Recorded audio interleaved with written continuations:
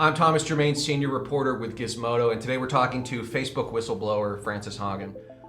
So Frances, it's been 2 years since you went public with these documents. A little bit less. A little bit. Well, Yeah. we're getting Yeah, close, we're getting there right? close, yeah. So a lot of stuff has happened since then. And I think one of the biggest things that's changed is like the political climate. And now, criticizing big tech is something that basically everyone can agree on no matter which side of the aisle you're on. Are you hopeful about the government's ability to step in and make changes in the social media space? So when you say the government, I think you're implying the United States government.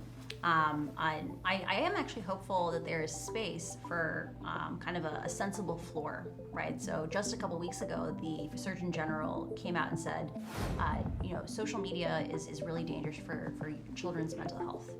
And those advisories are not very common. There's been less than 15 of them in the last 60 years. And historically, anytime one of those comes out, it's kind of like there was a period of ambiguity, and that advisory is like the period on the end of a sentence. That sentence when it comes to social media is hurting kids. Tech companies are not acting sufficiently. We need to step in and do something, period. Historically, within 2 to 3 years of any of those advisories, we've had some kind of action, either in cooperation with the states, at the federal level, some kind of action that's happened that's moved that ball down the field. So I'm very optimistic that something will happen in the next 2 to 3 years. Internationally, there's even more opportunity. And what would that something look like? We've heard all kinds of different proposals about design or special rules about transparency. Yeah. What kinds of laws and regulations would you ask for if you could just wave a wand and make anything happen? That's actually part of the reason why I wrote this book, is that when I first came out, I got coached by like other people who work in the space, and they were like, you really need to come up with your wish list of like 5 things that you want banned or you want changed, because that's all you can get. Maybe it's only one thing, like you should pick like one magic bullet and just try to get that one thing. And the problem is, like, I don't think the problem of social media is like singular things. It's the fact that we have a huge power imbalance with these companies. And like a big part of why I wrote this book was to make people aware that it used to be our economy was an industrial economy. You could take apart the widget that came out of the factory. You could crash test the car you bought. You could put a sensor on the ground and see, is there pollution coming out of this factory, in the water, that kind of thing. Those systems were relatively transparent. We're moving into a world where more and more of our economy is run on data centers, on chips, where we don't get to inspect it. And the lessons of social media are like that first step.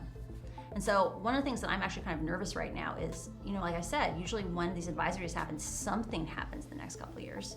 We have a fork in the road where we can either say, we're gonna just pick things and prohibit them, we're gonna ban things, which is kind of like a Chinese approach, or we can come in and say, hey, we have a system where there were incentives in that system that drove it to be the way it is today. How do we change those incentives? And that's like what Europe did with the Digital Services Act last year. Those are laws like transparency, saying, hey, we know you operate behind the curtain. No one can see what's going on except for you. You should have to tell us if you know there's a risk. Like, that's the only way we're gonna catch up with you. That's the only way we're gonna be able to tell, like, is this social network better than this social network? The only way we're gonna have market forces start to have competition and innovation. But the second thing is, we need to have the right to ask you questions and get answers, which sounds, it sounds absurd that we haven't had that right, because we do have that right on like every other industry. That's the table stakes. Once we have access to information, we can start to have a democratic process around what should social media be. And that's my hope from why I wrote this book.